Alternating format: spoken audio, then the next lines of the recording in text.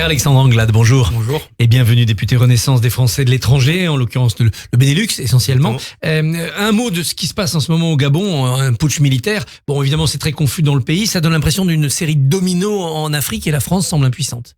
Il y a une très grande instabilité au Sahel maintenant depuis de nombreuses années, où on voit désormais une forme d'épidémie de putsch se poursuivre. Faut laisser faire ou faut jouer la fermeté? Je pense qu'il faut toujours être du côté des autorités démocratiquement élues, du côté de l'ordre constitutionnel, surtout quand ce sont des militaires qui viennent à renverser un président démocratiquement élu. Là, je pense au président Bazoum au Niger, qui a le courage de se maintenir, qui refuse de démissionner, qui est littéralement pris en otage dans le palais présidentiel, avec en parallèle de ça, des tentatives de pression et de déstabilisation vis-à-vis de la présence de la France dans le pays, qui est venue à la demande des autorités de ce même pays. Et donc, il faut être extrêmement vigilant, parce que ce qui se passe aujourd'hui dans ces différents pays africains, ça a d'abord des conséquences pour les habitants de ces pays qui rompent des alliances qui leur sont utiles. Regardez mais ce qui pour se passe, nous aussi après. Ce qui se passe au Niger, c'est toute l'aide internationale qui n'est plus apportée. Et donc, ça va avoir des conséquences malheureusement pour les populations civiles, et puis aussi pour la stabilité de la région, et donc pour notre propre sécurité et la stabilité de l'Europe aussi. Alors l'événement aujourd'hui, c'est à Saint-Denis, c'est le rendez-vous entre le président de la République et tous les partis représentés au Parlement, avec 3 thèmes au menu: comment faire face aux grands défis internationaux, on vient d'en parler, comment regagner en efficacité pour l'action publique, et comment assurer la cohésion de la nation. Est-ce qu'il ne va pas sortir de cette réunion un torrent de généralité? Je ne crois pas. Moi, je crois que c'est une initiative qui est inédite. La première fois qu'un président de la République rassemble autour d'une même table, à huis clos, les chefs de parti, avec une forme de sincérité et d'honnêteté dans la démarche qui est celle du président de la République, et de pouvoir trouver des solutions pour le pays dans un temps qui est un temps exceptionnel. Les désordres internationaux, nous venons de les évoquer. Les émeutes qu'on a déjà oubliées pour certains, mais qui ont profondément bouleversé le pays, et qui dit quand même quelque chose d'une forme de décivilisation qui existe dans la société. Un manque d'efficacité de l'action publique qui est de plus en plus criante pour beaucoup de nos concitoyens, dans l'école, à l'hôpital, ailleurs. Et donc, il y a la nécessité de mettre tout le monde autour de la table dans un contexte de majorité relative à l'Assemblée nationale. Et je crois que le président de la République a la volonté de pouvoir faire aboutir, à la suite de ce tour de table, des propositions concrètes, des projets de loi ou des référendums pour mettre en œuvre de nouvelles dispositions. L'ambiance est quand même un peu tendue avant cette réunion. Par exemple, le dîner pourrait être boycotté par la France Insoumise et d'autres. Le représentant de la France Insoumise, Manuel Bompard, dit que c'est le dernier soubresaut d'une Macronie à bout de souffle, qui ne sait plus de quoi inventer. Oui, mais je trouve qu'il y a de la part de la France Insoumise beaucoup d'excès, comme d'habitude. Manuel Bompard, s'il était responsable, il devrait venir à cette invitation sans a priori. Quand on est responsable d'une grande famille politique, puisque c'est ce qu'il revendique, il devrait venir à la table du président de la République et avancer ses propositions et discuter, et ne pas lancer des invectives avant même que cette réunion ait pu avoir lieu. J'ai entendu qu'ils voulaient boycotter le dîner. Je pense qu'ils n'ont pas compris quel était l'agenda. Au moment du dîner, il ne s'agit pas de dîner pour dîner. C'est la 3e partie de l'agenda qui a été fixé par le président de la République sur la question de savoir comment est-ce qu'on fait nation, comment est-ce qu'on arrive à recréer du lien entre les Françaises et les Français, comment est-ce qu'on répond aux émeutes urbaines qui se sont passées, qui disent quelque chose quand même de profond sur une cassure dans la société, cette violence débridée. Et donc, moi, j'espère qu'au fil de la journée, il reviendra sur ses positions. Vous n'avez pas l'impression que ces oppositions ne veulent pas, en fait, que des solutions soient trouvées à tous ces problèmes? Ils attendent simplement la fin du quinquennat. Ils essaient de saboter le plus possible ce quinquennat. Il y a certainement une part de naïveté chez votre interlocuteur du jour. Moi, j'ai le sentiment que quand on est engagé en politique, on le fait avec la volonté, quel que soit son prisme et son idéologie, pour améliorer la vie des Françaises et des Français. L'intérêt général. Exactement, vous travaillez pour l'intérêt général. Et quand le président de la République, qui est le président de tous les Français, vous invite pour avancer des propositions, pour avancer des solutions avec une page blanche devant lui, et donc la capacité de prendre ce que vous proposez, vous devez y aller sans a priori. J'ai du mal à comprendre cette rhétorique qui aujourd'hui existe notamment du côté de la France Insoumise, qui vise effectivement à vouloir saboter, abîmer, détruire, diviser en permanence les Françaises et les Français et le quinquennat qui est en cours. Ce qui pourrait sortir de ce dîner, c'est d'éventuels référendums. Encore faut-il trouver les sujets. Alors, LFI veut un référendum sur les retraites. Ça, je pense que c'est derrière nous, donc ils ne l'auront pas. LR et RN sont d'accord, il faut un référendum sur l'immigration. Vous, député de la majorité, vous pensez qu'on peut trouver un thème immigration à mettre en référendum? Faut voir les conditions. Moi, je crois qu'il y a un texte sur l'immigration qui a été proposé par le gouvernement, qui est un texte équilibré, qui est mené par Gérald Darmanin, qui a commencé les consultations avec les différents partis politiques, qui propose d'être plus ferme sur ceux qui n'ont rien à faire sur le territoire français, et qui dans le même temps propose de régulariser celles et ceux qui travaillent notamment dans les métiers en tension, qui sont ceux qui font tourner le pays. Sans toucher à la Constitution. Sans toucher à la Constitution. Moi, quand j'ai lu les propositions de LR, notamment sur la dérogation au droit européen, qui est une forme de Frexit migratoire. À partir du moment où vous décidez de déroger au droit européen, vous mettez en marge du projet européen. Et moi, j'ai observé que nos amis britanniques, qui ont fait le choix de sortir de l'Union européenne avec le Brexit, n'ont jamais connu une situation migratoire aussi tendue qu'aujourd'hui, alors même qu'ils ont quitté l'Union européenne prétendument pour reprendre le contrôle, tel était le slogan des Brexiteurs. Donc tout ça ne me semble pas aller dans le bon sens, mais il faut pas avoir d'a priori. La question migratoire est une question importante, elle doit être débattue au Parlement, et rapidement, et si des termes d'un référendum peuvent être trouvés, pourquoi pas. Mais il y a d'autres sujets sur lesquels on peut mener des référendums.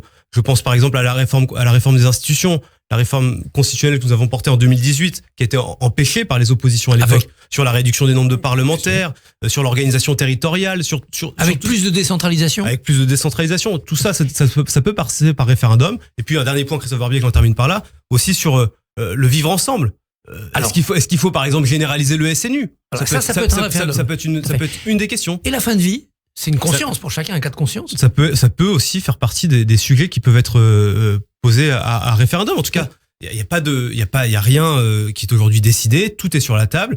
On verra ce que les uns et les autres ont à dire. Est-ce que le président de la République en retient et ce qu'il proposera à l'issue de tout cela? Et s'il propose un préférendum, comme on dit, alors ça serait quoi? Ça serait sur un thème, 3 ou 4 options différentes et les Français choisiraient l'option qui leur convient le mieux. Oui, parce que vous savez ce qu'on dit lorsqu'on parle d'un référendum, en général, celles et ceux qui sont interrogés répondent pas forcément à la question, mais plutôt contre celui ou celle qui a posé la question.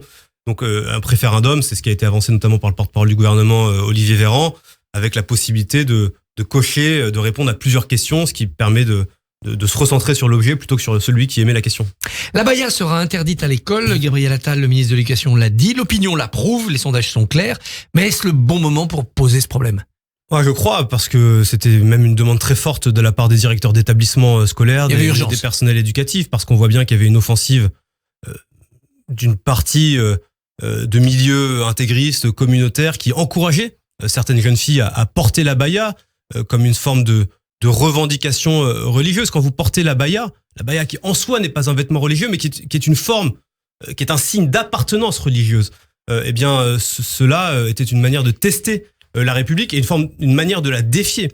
Et donc je crois que la consigne qui a été donnée par le ministre de l'Éducation nationale est une bonne mesure, parce que les personnels éducatifs, pédagogiques, les directeurs d'établissement avaient de plus en plus de mal à trancher. La France insoumise attaquera au Conseil d'État le texte circulaire ou note de service. Ça sera juridiquement compliqué. Oui, mais vous savez, la France insoumise n'est pas à son premier coup d'éclat. À chaque fois sur ces sujets-là, ils se font les porte-parole des intégristes, des communautaires et de l'islam politique. Et nous devrions, quand on est républicain, on ne devrait pas pouvoir tolérer à l'école le port de signes religieux ostensibles, et la baya en fait partie. Le modèle communautaire, vous le voyez en Belgique. Ils ont fait de grandes concessions aux revendications de l'islam et notamment de l'islam politique. Le bilan? Et le bilan dans tous les pays où le communautarisme est laissé vivre et poussé à l'excès n'est pas bon. On voit que des quartiers entiers se replient, que des jeunes filles sont parfois déscolarisées, que certaines vont couvertes de la tête aux pieds avec des vêtements religieux. Ce n'est pas le modèle de laïcité à la française tel que nous le concevons. La laïcité, c'est une liberté. Ça doit permettre aux uns et aux autres de s'émanciper. Ça protège aussi du prosélytisme religieux à l'école. Et donc ce modèle-là, ce n'est pas le modèle français, et nous n'en voulons pas pour nos enfants. La rentrée est encore marquée pour les Français par l'inflation, par le manque d'argent. Nina nous l'illustrait tout à l'heure. Bruno Le Maire va recevoir les distributeurs, les industriels. Les prix ne baissent pas dans l'hygiène, dans l'alimentaire. Qu'est-ce qu'on peut faire? D'abord, c'est effectivement maintenant depuis plusieurs mois que les Françaises et les Français, même un peu plus d'un an, que les Françaises et les Français vivent une inflation extrêmement brutale. Il devait y avoir un septembre vert, on le voit pas. Je tiens quand même à nuancer cette réalité, parce que si vous comparez à d'autres pays européens, la France a beaucoup plus protégé que nos voisins européens. Il y a encore le bouclier tarifaire sur l'énergie qui permet... On est quand même un peu au bout des boucliers. C'est vrai, mais qui a pris en charge presque un tiers de la facture d'électricité des Françaises et des Français, qui les a très largement protégés. On a une inflation qui est moins importante que dans d'autres pays européens, et on voit aujourd'hui que l'inflation, même si elle progresse moins vite. C'est-à-dire qu'on est quand même, malgré tout, sur la bonne voie. Donc dans ce contexte-là, il faut que les distributeurs, les industriels continue de faire des efforts. C'est pour ça que le ministre de l'économie, Bruno Le Maire, les rassemble aujourd'hui et demain à Bercy. Il y a, vous le savez, une liste de 1000 produits sur lesquels il a été demandé aux industriels et aux distributeurs de faire des efforts. On peut augmenter le nombre de produits. Il faudra dénoncer les coupables, ceux qui jouent pas le jeu. Aujourd'hui, vous avez un certain nombre d'industriels qui ne jouent pas complètement le jeu. Alors certains de bonne foi, parce que la situation sur les prix de l'énergie notamment est difficile. Et d'autres font des marges. Et d'autres font des marges qui sont indues. Pour celles et ceux qui font des marges indues excessives, il serait temps qu'ils fassent un geste pour les Françaises et les Français. Et s'ils ne le font pas, le ministre de l'économie a été très clair, il y a des moyens fiscaux pour venir les taper au portefeuille et puis peut-être les dénoncer. Est-ce qu'il ne faut pas être aussi ferme avec les collectivités locales qui augmentent beaucoup les taxes foncières en ce moment ? Effectivement, je crois que les Françaises et les Français vont, à partir d'aujourd'hui ou dans les jours qui viennent, recevoir leur taxe foncière pour les propriétaires. Il faut que chacun, dans ce moment difficile, soit capable de faire preuve de responsabilité.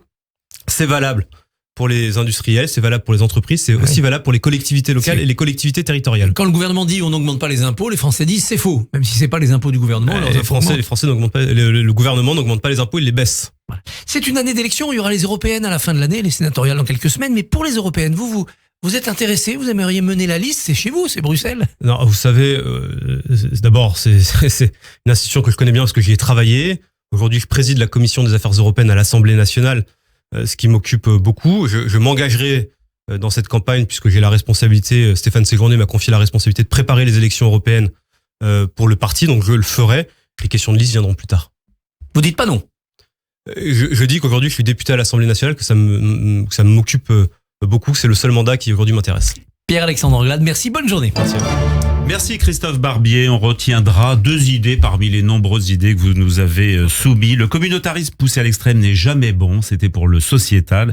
Et moins et plus de marge indue afin d'amortir et de réduire l'inflation. Ça, c'était pour l'argent, la question de l'argent. Et un référendum sur le SNU, le service national et universel. Voilà, Une bonne idée, ça. Il y avait ça également. Christophe Barbier, demain, vous recevez Stéphane Troussel, président du conseil départemental de Seine-Saint-Denis. À demain, Christophe. À demain. Radio J.